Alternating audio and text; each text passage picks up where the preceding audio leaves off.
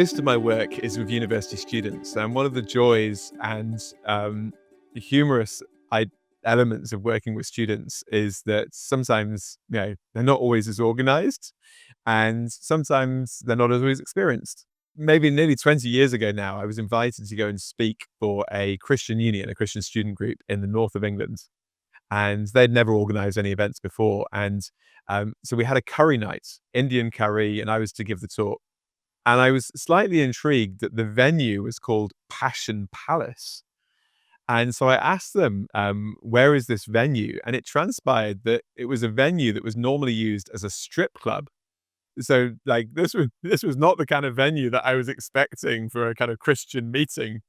Now, thankfully, it wasn't being used for stripping on the night that we were using it. It happened to be free. And I said, why did you pick the strip club for your evangelistic talk? And they said, oh, it was the cheapest venue we could find. So here we were having a curry night in the strip club, and I'm giving a talk from the Bible. Anyway, so we're in the meeting. Thankfully, there was no pictures or anything around the room. And there was a barman who was serving us that night from Afghanistan. And he was from a Muslim background. And the poor guy, he'd been left to serve about 100 people all on his own. So the whole evening took forever. It was all disorganized. It was crazy. But obviously, people were very loving towards this guy. And so he was quite impressed that the way that people treated him was much better than the normal clientele that they had in this particular establishment.